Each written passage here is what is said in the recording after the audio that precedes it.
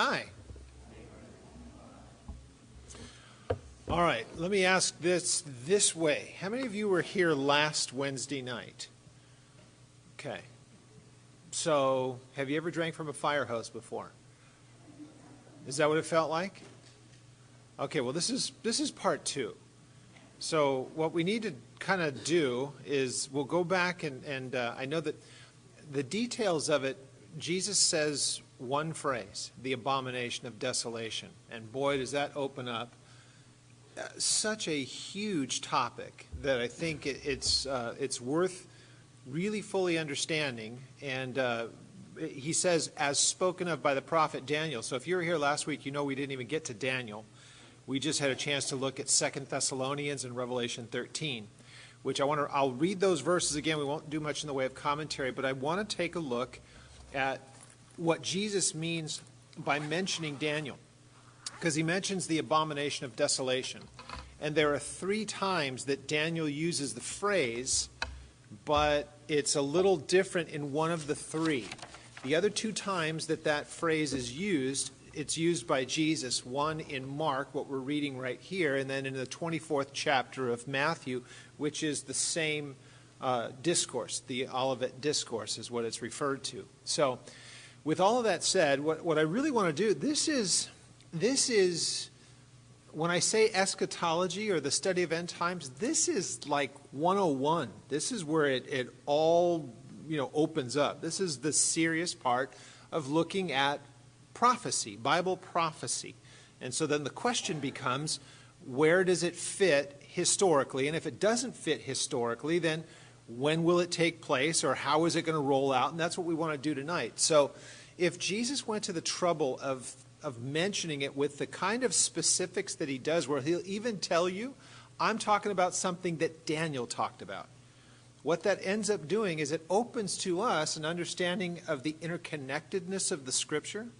And he uses that phrase that Daniel talked about, but let me make sure that even with what we look at tonight, though we will look at the passages in Daniel, I want to make sure that we understand that what we would call the tribulation, what we look at in, say, Daniel or the Thessalonians passage or Revelation, those are 3 of the books that we can look at. But honestly, we could look at Day of the Lord stuff and look at a dozen different books from the Old and New Testament that will be talking about those same times.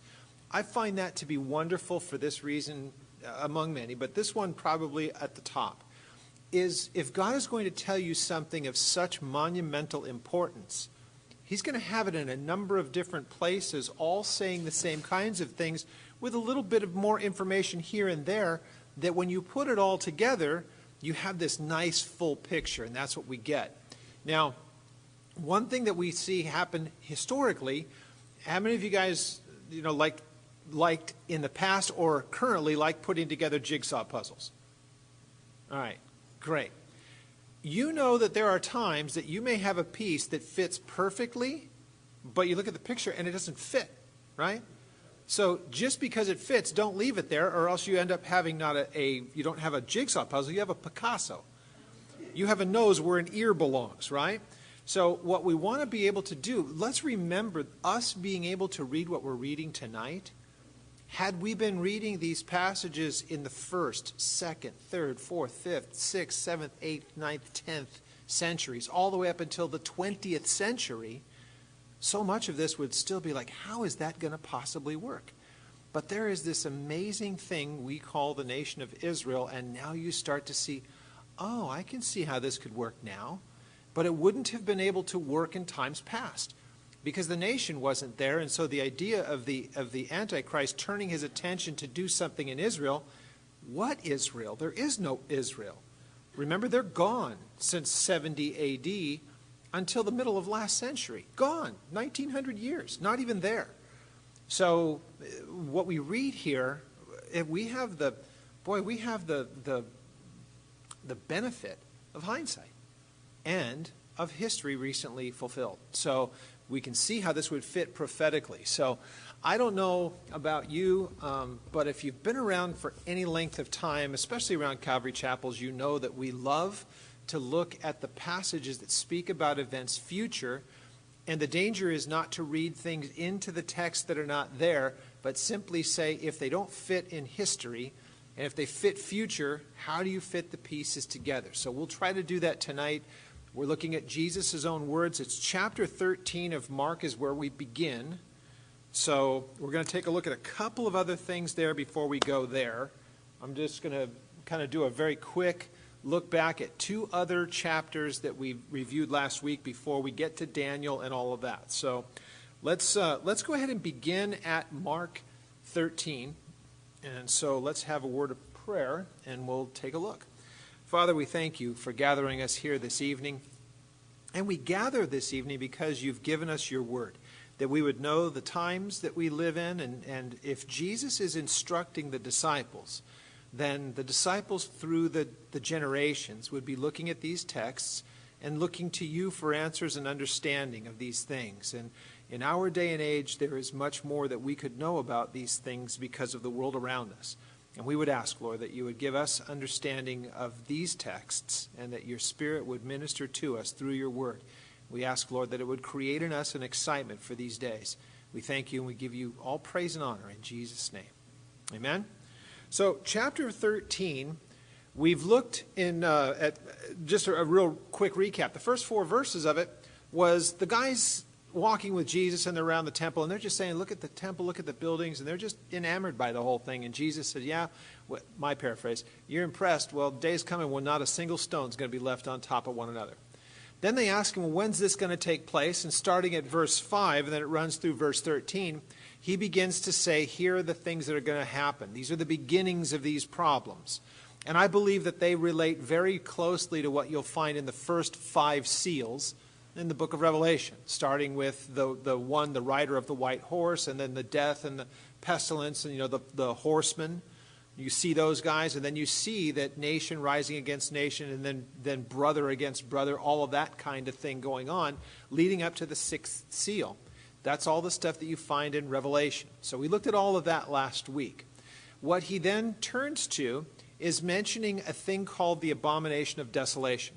I am of the opinion, and I think that it's pretty clear from the text, I don't think it's a real stretch, that if we look at what we see at verse 5 to verse 13, that would be at the beginning part of the tribulation.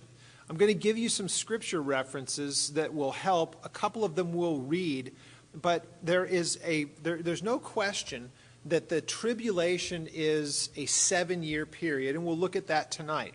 But it is split into 2 parts, and it is described in a couple of different ways, in a few different ways rather.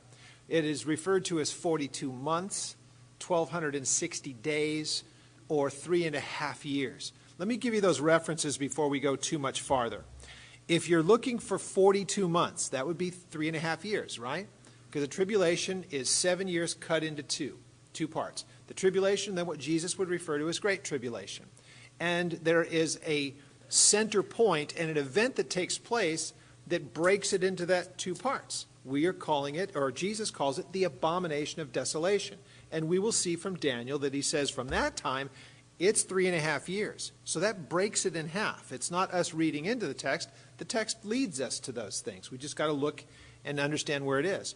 So 42 months is used as a way of saying 3.5 years in Revelation, chapter 11, verse 2, and chapter 13, verse 5.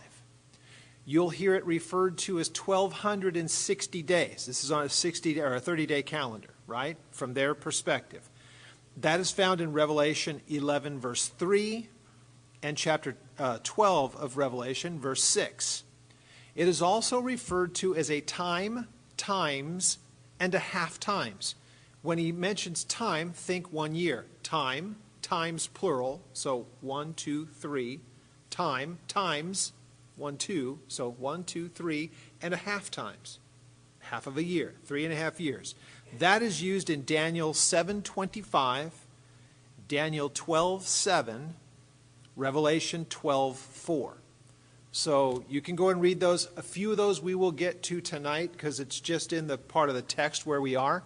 But if you want to read it on your own, just remember that we are talking about entire chapters of entire books that deal with this. So it's not just some little small verse here or there.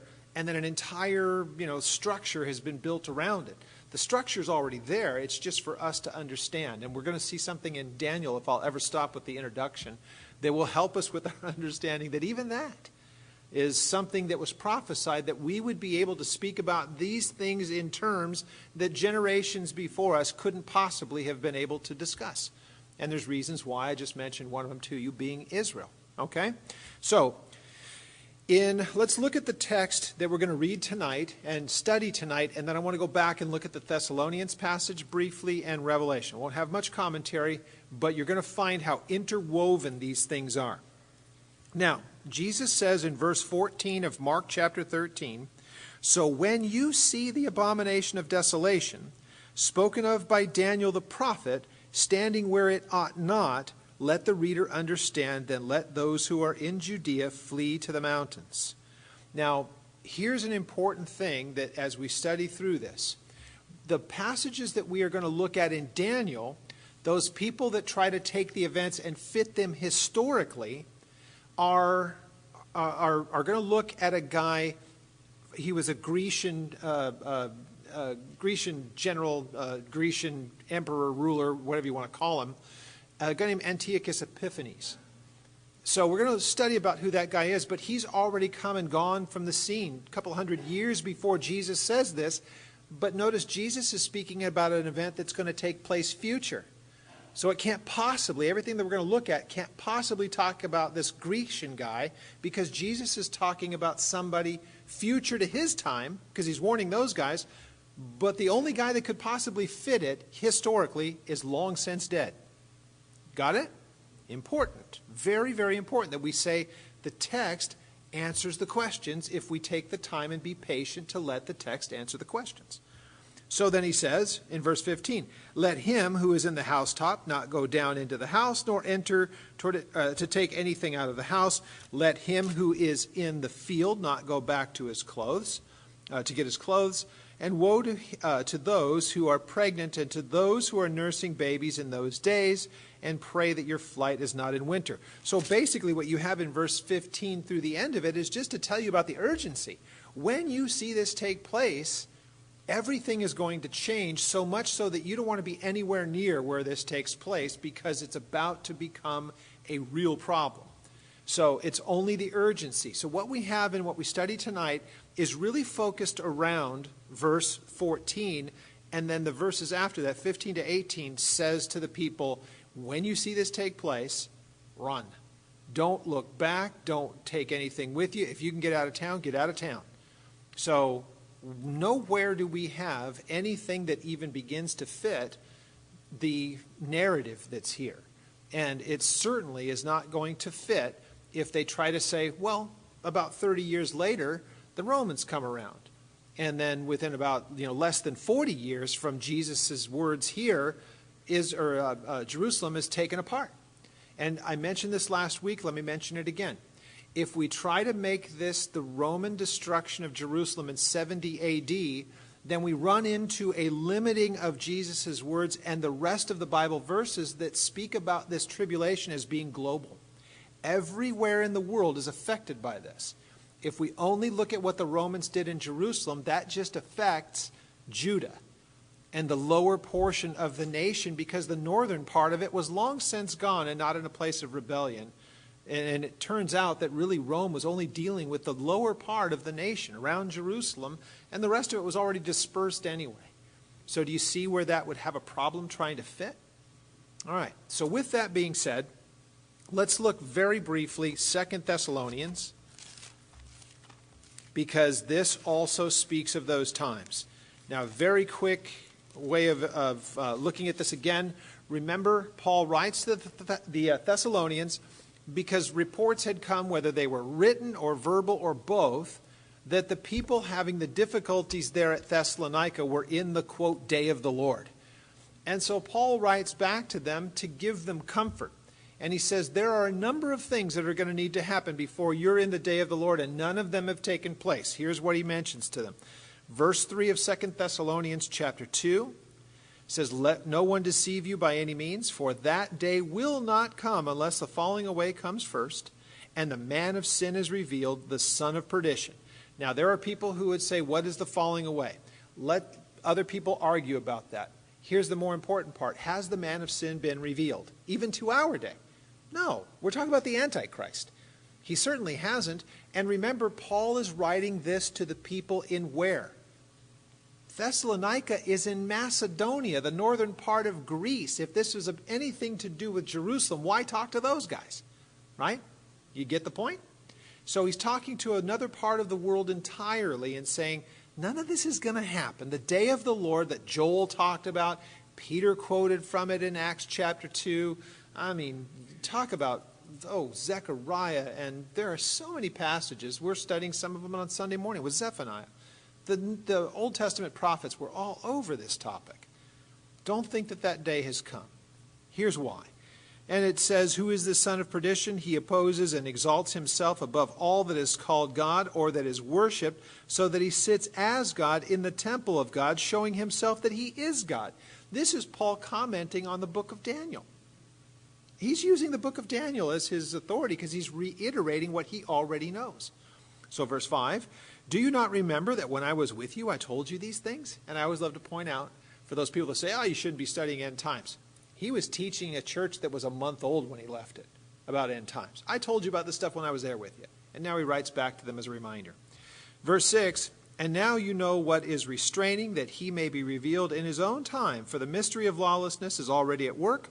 Only he who restrains will do so until he is taken out of the way. That's an easy way of saying the work of the Holy Spirit and the work that's going on in the church. I believe that time happens when the church is taken away, and this guy can be revealed at that point, because the church is not going to be appointed to the wrath that is to come here, that's being discussed. Verse 8, then the lawless one will be revealed, whom the Lord will consume with the breath of his mouth and destroy with the brightness of his coming. The coming of the lawless one is according to all working of Satan, with all power, signs, and lying wonders. When you read that verse and you try to look around the world today, think about how many, quote, Christians are looking for signs and wonders as the proof of whether or not something is genuine or authentic. And then be reminded that though God does miraculous things even here and now, verify whether or not those things are genuine by the message that's behind them, because the devil plays parlor tricks, right? He is able to do signs and lying wonders. So whatever thing you may see that's miraculous or supernatural, make sure that it is biblical, and then you can say it may be a work of God. But be vigilant, be careful. So this coming of the lawless one is according to all working of Satan, with power, signs, and lying wonders, and with all righteous deception among those who perish, because they did not receive the love of the truth, that they might be saved. Now, that is the beginning of what Paul states here is the beginning of this tribulation that happens. Let's look at Revelation 13, and then we're going to start to look at the stuff in Daniel. Okay, so Revelation 13, we've just heard about the revealing of the lawless one and those kinds of things. Here's where he really gets ramped up, and this is the stuff that Daniel really starts to talk about. Look at verse 11 of chapter 13. Let's go to verse 7 because it's going to be mentioned in Daniel quite a bit. Verse 7 says, it was granted to him, that being the Antichrist, to make war with the saints and to overcome them. And authority was given to him over every tribe, tongue, and nation. All who dwell upon the earth will worship him, whose names have not been written in the book of life of the Lamb slain from the foundation of the world. So the people who are not saved, who are not born again, not known to God, not having their names in the book, are going to worship this guy, the one who is able to overcome those who come to a knowledge of God during the tribulation. So, verse 11 says, then I saw another beast coming up out of the earth, and he had 2 horns like a lamb, and he spoke like a dragon. He exercises all the authority of the first beast in his presence, and he causes the earth and those who dwell upon it to worship the first beast, whose deadly wound was healed. So here's what you have. There are people that are referred to, the 2 of them. The beast, the false prophet. The beast being the Antichrist, and then the other one is his spokesman. He's his press guy, his whatever you want to call him. He's the promoter. He's the guy that's talking about how wonderful he is. Now look at verse 12. And he exercises all authority of the first beast in his presence, causing the earth and those who dwell upon it to worship the first beast whose deadly wound was healed. He performs great signs so that he even makes fire to come down from heaven and the earth in the sight of men. He deceives those who dwell upon the earth, and the signs which he has been granted to do in the sight of the beast, telling those who dwell upon the earth to take the image of the beast, who was wounded by the sword and lived. And he was granted power to give breath to the image of the beast, that the image of the beast should both speak and cause as many as would not worship the image of the beast to be killed. So again, there is going to be a forced worship. No one is able to withstand them. There is a religious aspect to this.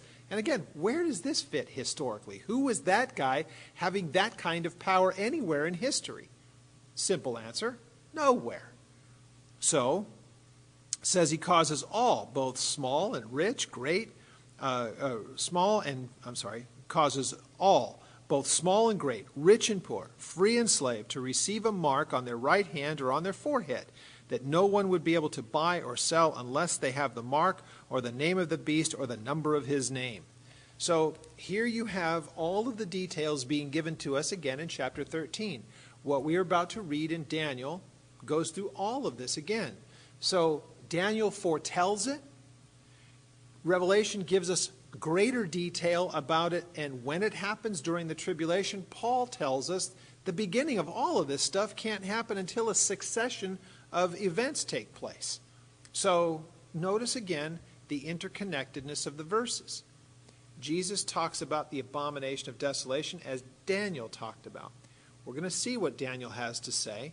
Paul is going to be a commentator on it, as we've already seen in 2 Thessalonians, as will John the apostle in the book of Revelation. You get it? You see how it's woven together.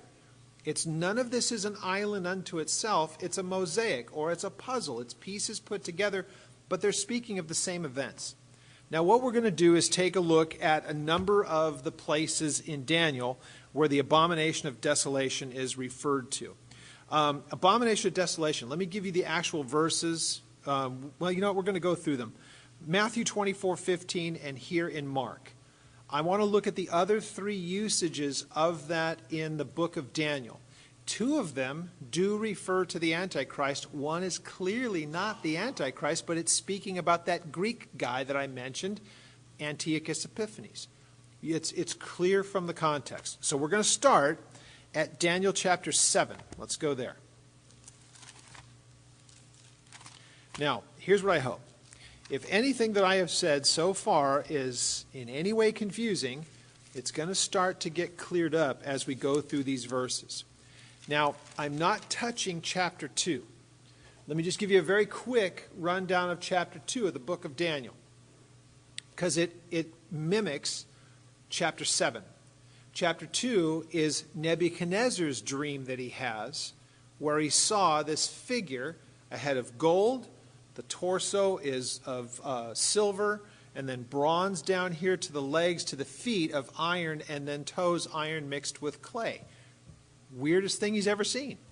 Daniel is the only one able to explain the dream. He was about to kill all of them, both his guys and all of the people that had been taken in the captivity from Judah, including Daniel.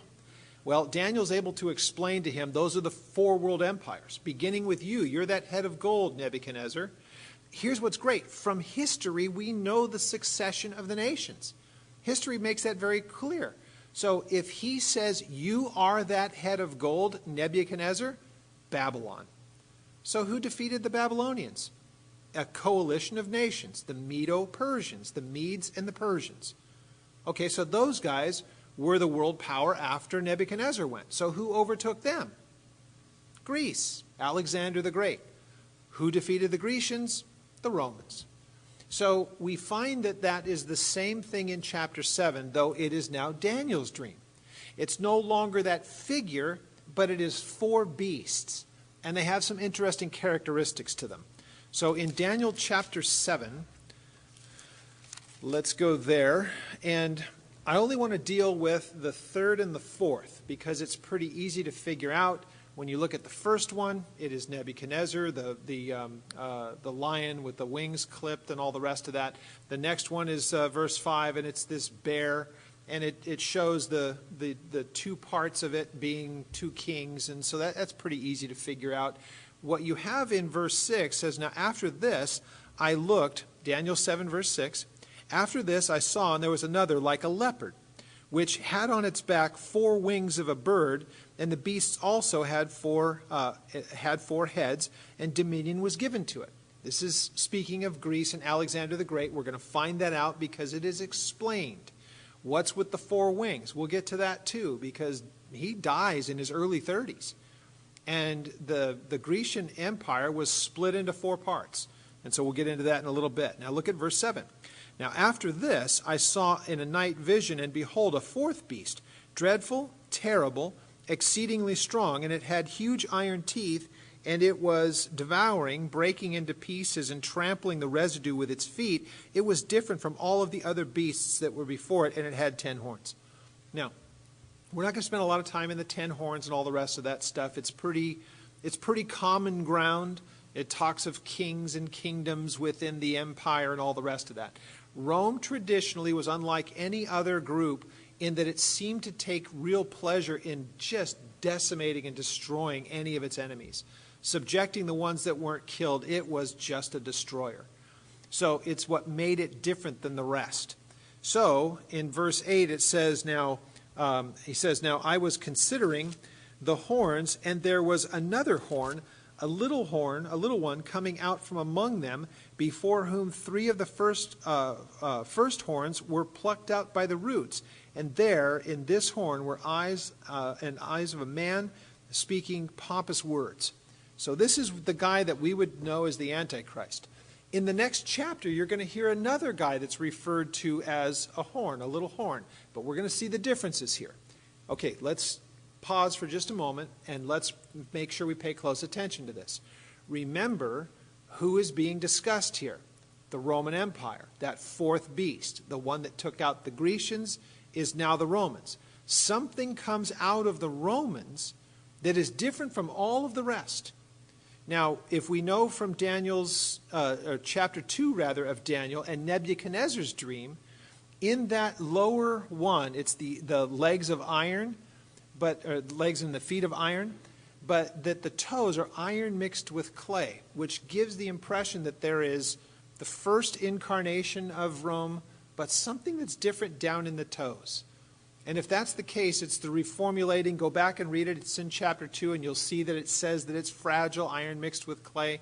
And it's given us the reason to think that if Rome was this one beast that's being mentioned here, or if it's that lower portion of Nebuchadnezzar's dream, then something's going to happen out of Rome again.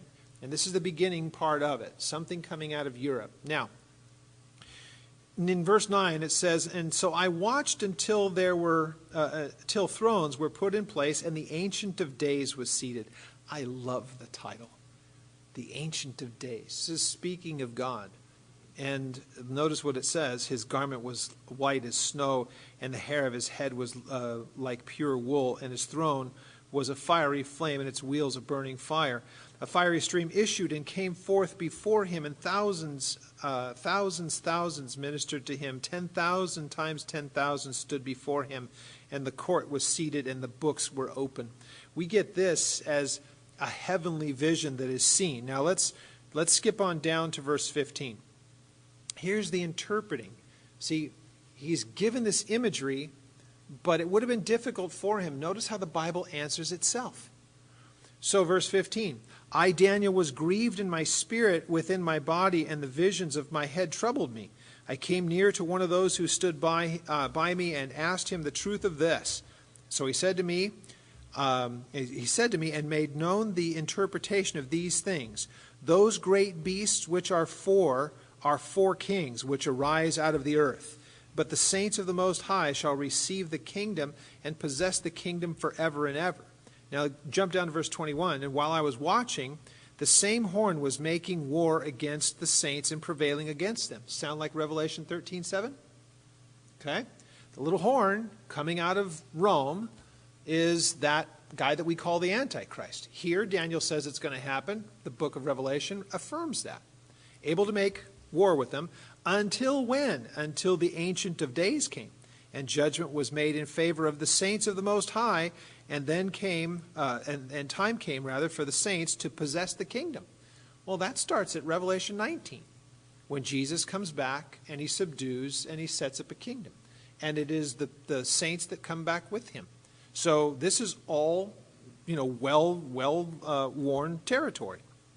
Now, the fourth, verse 23, thus he said, the fourth beast shall be a fourth kingdom upon the earth, which shall be different from all the other kingdoms, and it shall devour the whole earth, trample it and break it into pieces.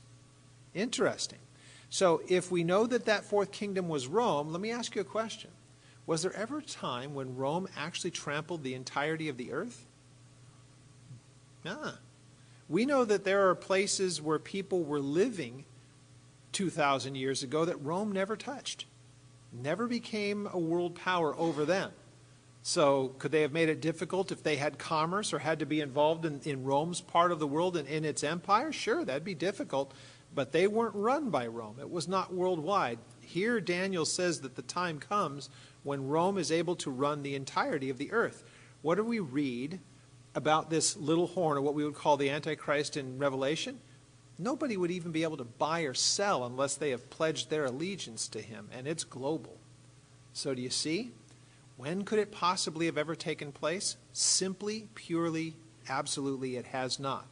So if we're going to take the Bible at face value, it is funny to me that there are those times when people look at it and they'd see this and they say, well, it's all symbolic. You can't believe that because you can't take it literally. And yet there are things that people insist on taking literal. Other places in the Bible that they say, oh, you've got to take it literally. Now, is there symbolism in this? Sure. You ever seen a leopard with 4 wings and 4 heads? Maybe some kind of a genetic freak of nature, but no, as a normal course of things, you don't have a leopard with 4 wings and 4 heads. So it is using imagery to illustrate something. A person is mentioned as a little horn, but horn is a symbol of authority. So that makes that part really easy for us to understand. Now, verse 24. The 10 horns are 10 kings who will arise out from this kingdom. And another shall rise after them and shall be different from the first ones and shall subdue 3 of those kings.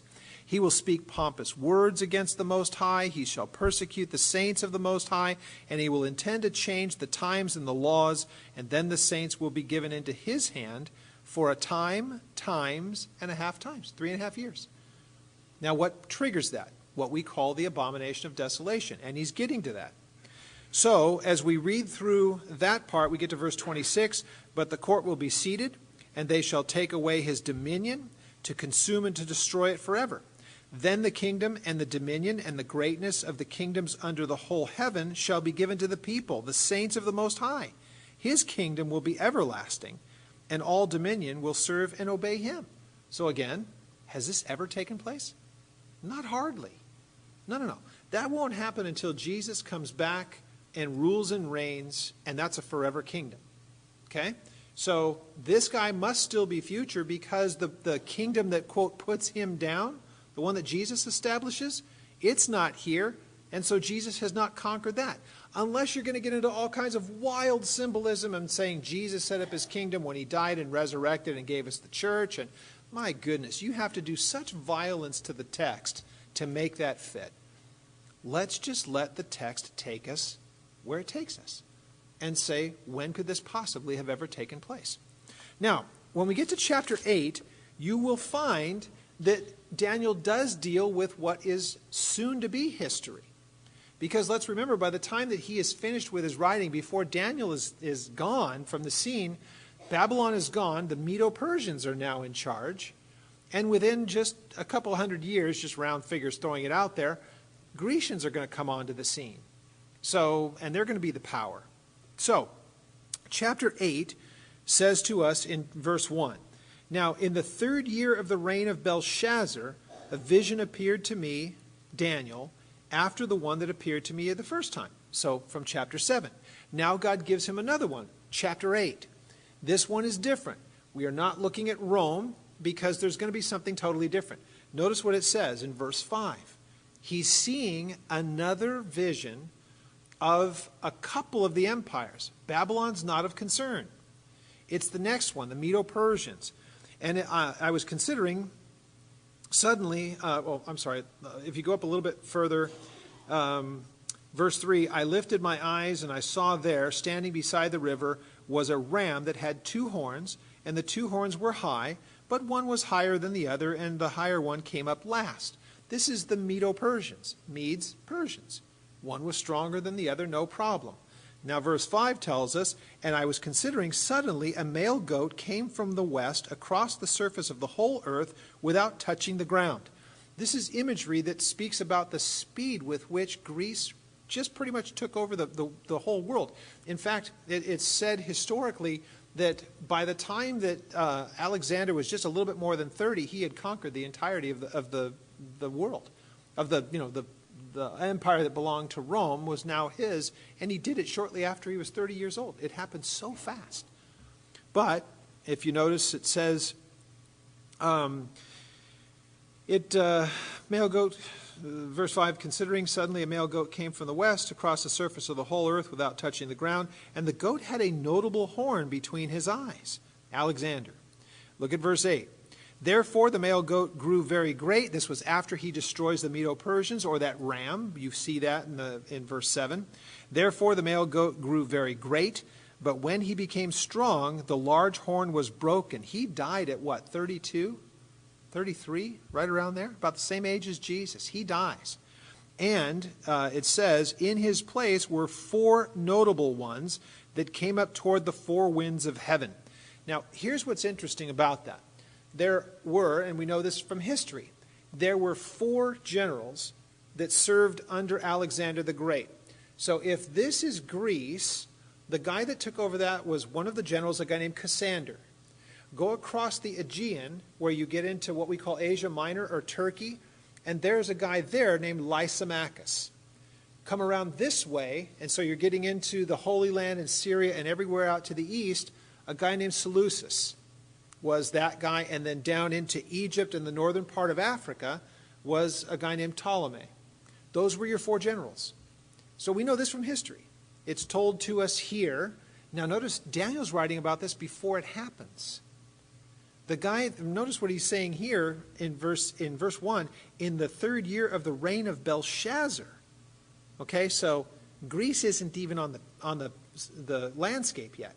And yet he has just told you of the guy that would subdue the earth so fast his feet wouldn't hit the ground. He would die quickly, and 4 horns were going to take over. What happens? 4 generals. So when we go back to chapter 7 and the picture that he had in verse 6 of the leopard with the 4 heads and the 4 wings on its back, the 4 is significant. Those are your generals.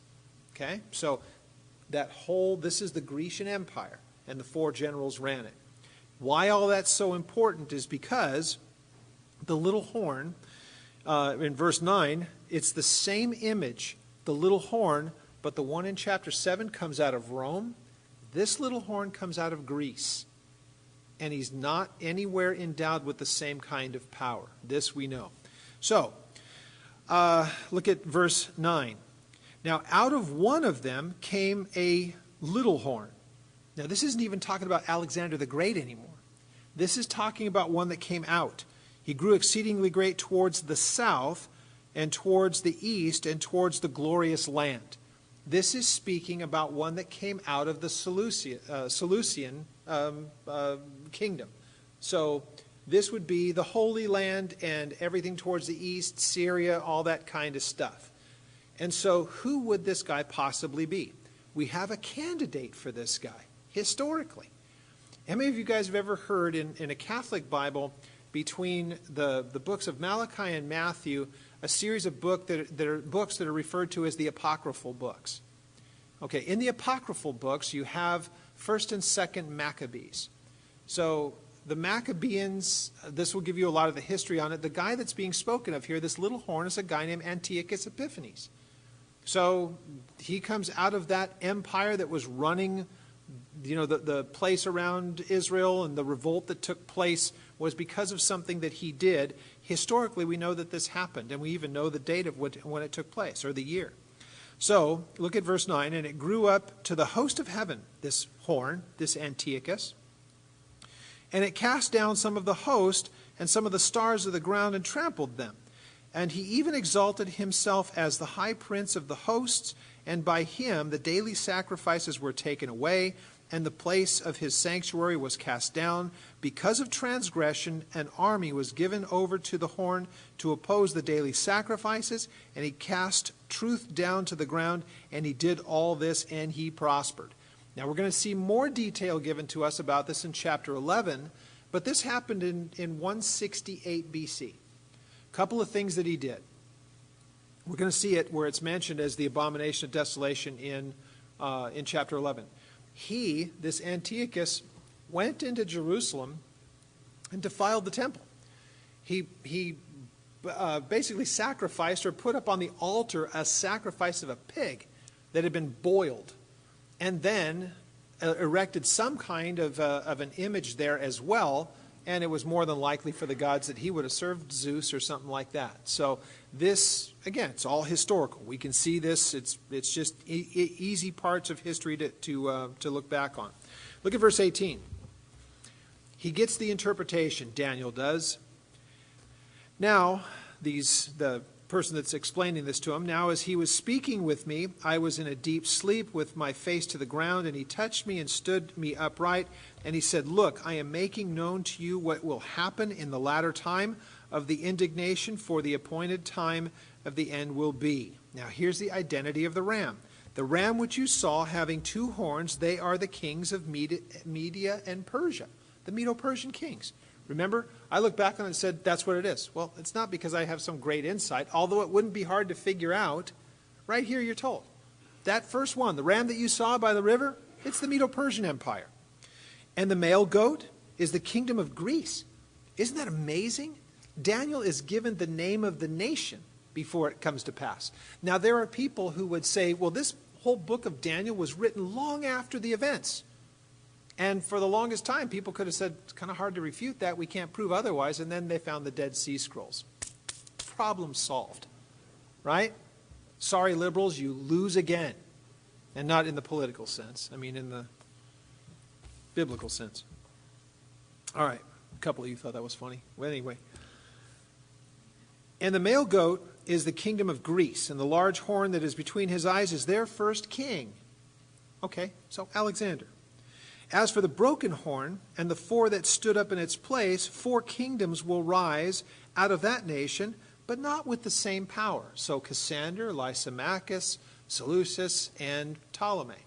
Those are your 4 generals. They're not like Alexander, but they take over what was left of his kingdom. Now, as we move to the next chapter, let's get to chapter 9. Oh my gosh. It's 1:15. I got 15 minutes and we haven't even finished with Daniel yet. I haven't got back to Jesus. Okay, here's the good news. We will be able to move on next week in Mark. But if we see Jesus say the abomination of desolation as spoken of by the prophet Daniel, we better know what this means. Are you guys okay with this? Yes. Am I going through it too fast? No. Okay, if I am, seriously, I always say this, and you never do it anyway, so you're either just really, really good at listening to people talk fast, or you never come up and talk to me, which in that case, it hurts my feelings. All right. Daniel chapter 9. This is amazing. This is the 70 weeks. How do we know that it's 7 years of tribulation? Right here you have it. Okay? Now,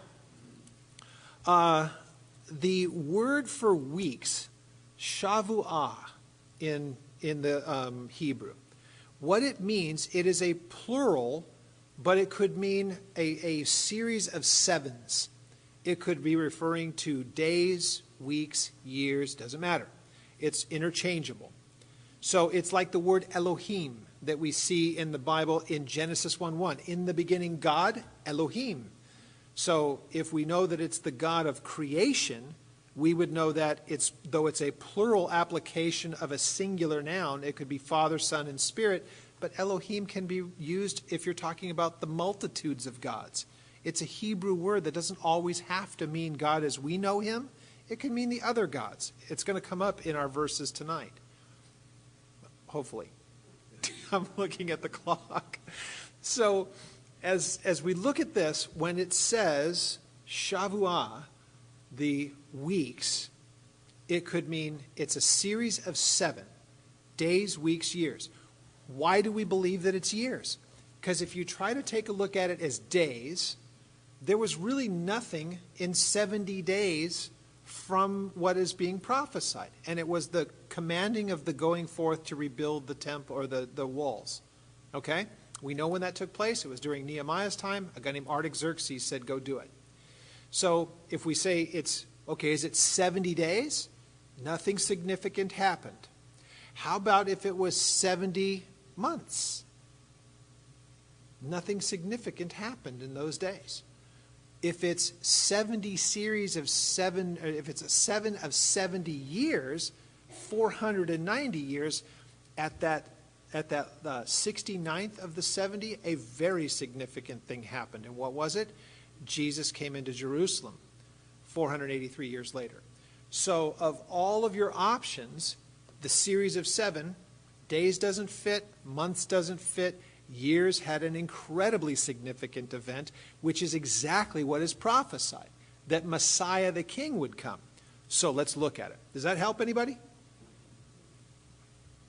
That's more of a feedback than I usually get. You guys just moaned or grumbled or something. So 70 weeks, Shavuah, are determined for your people and for your holy city. And here are the things that are going to happen. To finish transgression, to make an end of sin, to make reconciliation for iniquity, to bring everlasting righteousness, to seal up vision and prophecy. So by the time that 70 weeks, or this 70 series of 7 years, or 490 years have elapsed, something significant will happen that really takes away all of mankind, all of mankind's problems. The sin and the transgressions, people are reconciled back to God. All of that's going to happen during this series of 70 weeks. But notice a very significant thing happens. In verse 25, know therefore and understand that from the going forth of the command to restore and rebuild Jerusalem until Messiah the Prince, there will be 7 weeks and 62 weeks. The street shall be built again, and the wall even in troublesome times. Notice he doesn't say 70 weeks. He says 62 and, or he says 60, sorry, there will be 67 weeks, or there'll be 7 weeks and 62 weeks. That's a total of 69 weeks. It leaves one unfulfilled. But what happens from the going forth of that proclamation? Nehemiah chapter 2 is where you get it. A guy named Artaxerxes tells Nehemiah, go build. So that starts the clock. So if you take 79 of those 7-year, increments, you come up with 483 years. What happens? That's when Jesus comes into Jerusalem.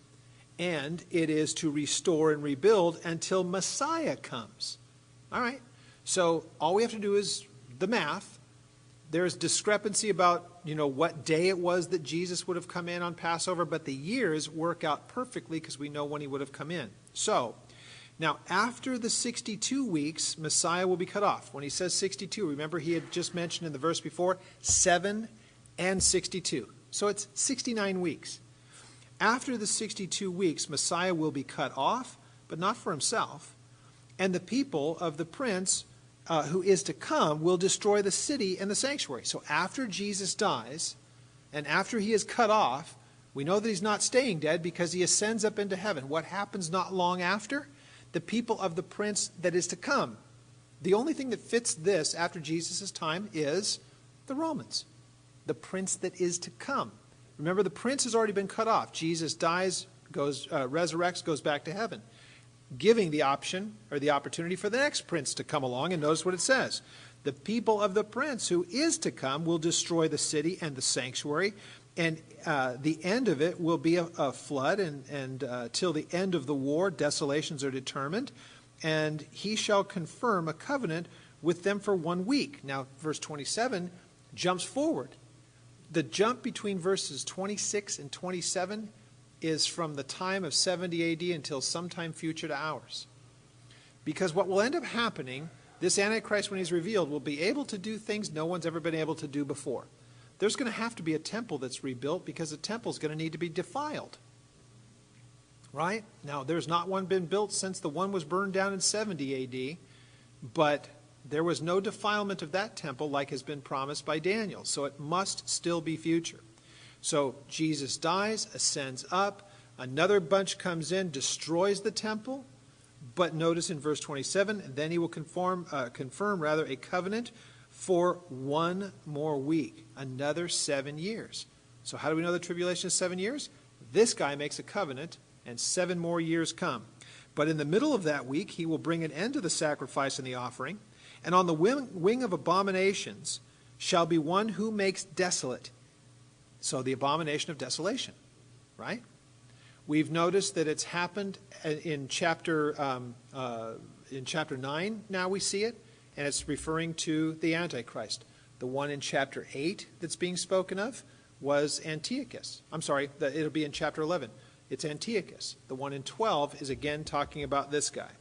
So, on the wing of abominations shall be one who makes desolate, even until the consummation which is determined, and it is poured out upon the desolate. So, very quickly, what you have in verses 24 to 27 is this. He tells us that there are 70 series of 7 years, a total of 490 years.